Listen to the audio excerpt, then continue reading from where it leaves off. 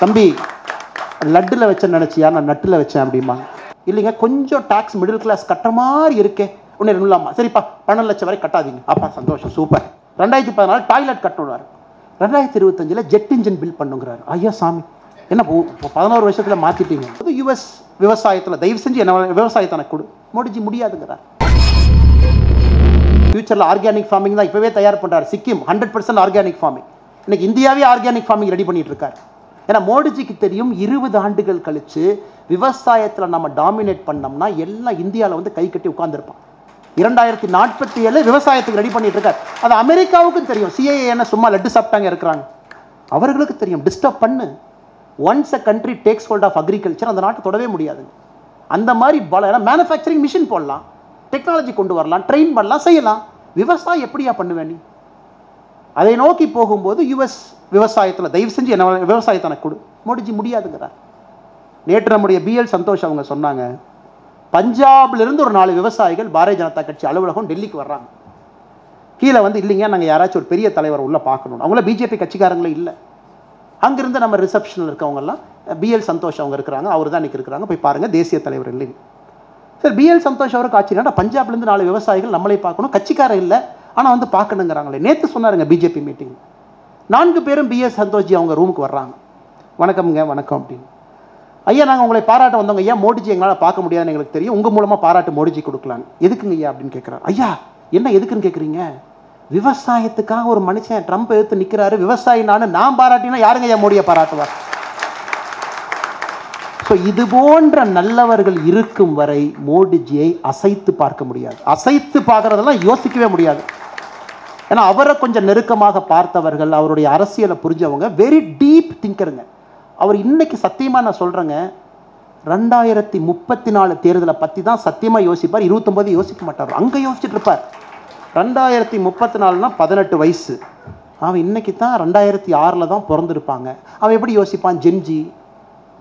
இன்னைக்கு நம்ம சொல்கிறோம் நேபாள், கடைசி ஒரு 2 நிமிஷம் முடிச்சிடுறேங்க. நேபாள் போராட்டம் ஆர்ப்பாட்டம் இன்னைக்கெல்லாம் ரிசர்ச் பண்ணிருக்கேன் நியூயார்க் டைம்ஸ். ஏன் போராட்டத்திற்கு 1 வருஷத்துக்கு முன்னாடி என்ஜிஓக்கு வந்த பணம் 130% சராசரியாக உயர்ந்திருக்கு. ஒரு 4 என்ஜிஓ டார்கெட் பண்ணுறாங்க.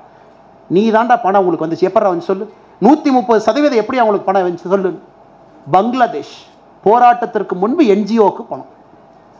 நம்மால் 2018 என்ஜிஓ கதையை முடிச்சுட்டு அடுத்து போயிட்டார். அவரை எப்போ திங்கிங் பாருங்க, ஐயோ நீ என்ஜிஓ மூலமாக தான் நீ வருவ. எத்தனை காலம் இந்த டகால்ட்டியை டெவலப்பிங் நேஷன், குளோபல் சவுத் நேஷனில் என்ஜிஓ வச்சா நீங்கள் டகால்ட்டி பண்ணிட்டு இருக்கீங்க. நாங்கள் 2018 ஃபெராலாம் கிளியர் பண்ணிட்டு போயிட்டாச்சு. இப்போ இனி 1 ரூபா கொண்டு வந்தாலும் ஸ்டேட் பேங்க் ஆஃப் இந்தியாவில் அக்கௌண்ட் ஆரம்பிக்கணும், அது கனாட் பிளேஸில் தான் ஆரம்பிக்கணும். அதனால் எதிர்க்கட்சி நண்பர்கள் யாராவது நேபாள், பங்களாதேஷில் இந்தியாவில் நடக்கும்னு நினச்சி பார்த்தீங்கன்னா எல்லாம் 5 வருஷத்துக்கு முன்னாடி யோசித்து 10 வருஷத்தில் செயல்படுத்தி பிரதமராக அதை செஞ்சிட்ருக்கார். நீங்கள் இப்போ யோசிக்கிறீங்க ராஜா, அவர் 10 வருஷம் முன்னாடி யோசிச்சுட்டார். எதிர்க்கட்சி நண்பர் உங்களுக்கு இல்லைங்க, எதிர்க்கட்சி நண்பர்கள். இன்னைக்கு இந்தியாவில் ஒரு என்ஜிஓ $1 பெற வேண்டும் என்றால் ஸ்டேட் பேங்க் ஆஃப் இந்தியா வங்கியாக இருக்கணும், கனாட் பிளேஸில் அது இருக்கணும், ஒரே ஒரு வங்கியாக இருக்கணும், அதுக்குள்ளே மட்டும்தான் $1 வரும். இதெல்லாம் சொல்லுவாங்க இல்லைங்களா, தம்பி லட்டில் வச்சேன்னு நினச்சியா, நான் நட்டில் வச்சேன் அப்படிமா. ஸோ அதனால் இந்த அளவுக்கு டீப் திங்கராக இருக்கக்கூடிய மோடியை வந்து அசைச்சு பார்த்துட முடியுங்களா? இந்த அளவுக்கு யோசிக்கிறவர் எலெக்ஷனை பற்றி யோசிக்க மாட்டாருங்களா?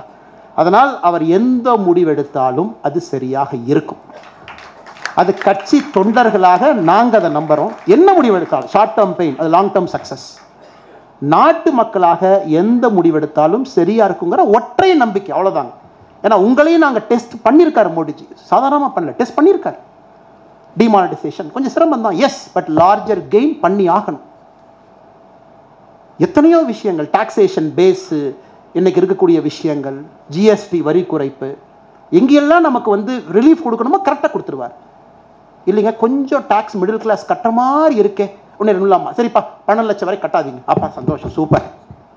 எத்தனை பேர்த்துக்கு தெரியும் 12 லட்ச ரூபா வரைக்கும் நீங்கள் டேக்ஸ் கட்டாதீங்கன்னு சொன்னனால 90% நம்ம டேக்ஸ் பேஸ் இழந்துட்டோம். 90% we lost tax base overnight 90%. GST சேஞ்சினால ஒரு 45,000 கோடி ரூபாய் அரசுக்கு இழப்புன்னு சொல்கிறத விட மோடிஜி இன்வெஸ்ட்மெண்ட்டாக பார்க்குறாரு. ஃபைன், அது திரும்ப இன்ஃபார்மல் எக்கானமி இல்லை ஃபார்மல் எக்கானமி உள்ள தானே வரப்போகுது. அதனால் மோடிஜியை பொறுத்தவரை எந்த அளவுக்கு நம்மளை கொண்டு போகணும், எல்லாமே நாட்டு நலனுக்காக. எப்போ அந்த லீக் வால்வை கொஞ்சம் ரிலீஸ் பண்ணணும், எப்போ நம்மளையே புஷ் பண்ணணும்.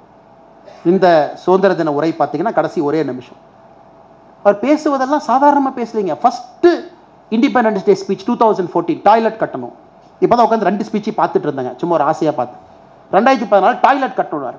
2025 ஜெட் இன்ஜின் பில் பண்ணுங்கிறாரு. ஐயா சாமி, என்ன 11 வருஷத்தில் மாற்றிட்டீங்க. 2015 ஸ்வச் பாரத், 1000 நாட்களில் இந்தியாவுடைய கடைசி கிராமத்திற்கு கரண்ட்டு, அதை சொன்னவர் இன்னைக்கு ஃபஸ்ட்டு சிப்பு நம்ம செய்யணுங்கிறார். இது சாதனை இல்லைங்களா? இது மாற்றம் இல்லையா? 11 ஆண்டுகளில் டாய்லெட்டை பற்றி பேசி கொண்டிருந்தக்கூடிய இந்தியா உண்மையாலும் 11 கோடி பேருக்கு டாய்லெட் வச்சு திராவிட மாடல் ஆட்சி என்று சொல்லக்கூடிய தமிழகத்தில் 52 லட்சம் புதிய டாய்லெட் கட்டியிருக்கோம். 52 lakh இந்த ஸ்டேட்லையும்.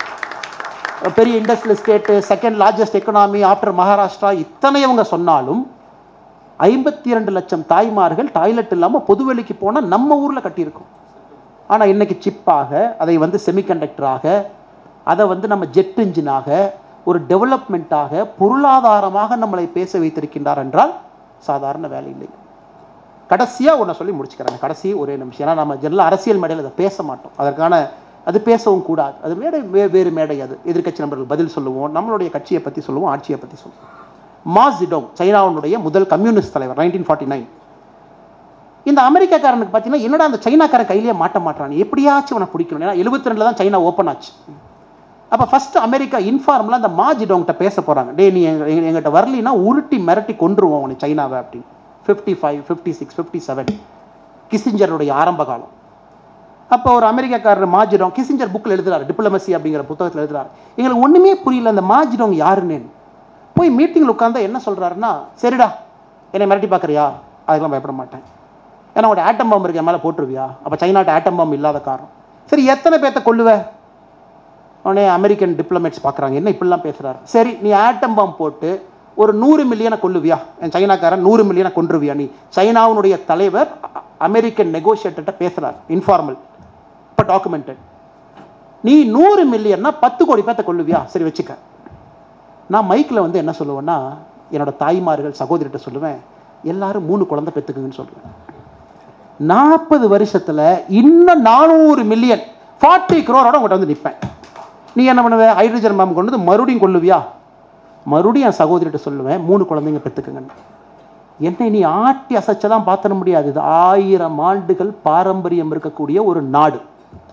அதனால் நீ பவர் இருக்க. இன்றைக்கி நான் ஏழை நாடாக இருக்கலாம், நீ மிரட்டி பார்த்து என்கிட்ட வேலை பார்க்கலான்னு நீ நினச்சின்னா மா ஜெடோங் இருக்கும் வரை கம்யூனிஸ்ட் சைனால் நான் விட மாட்டேங்கிறார்.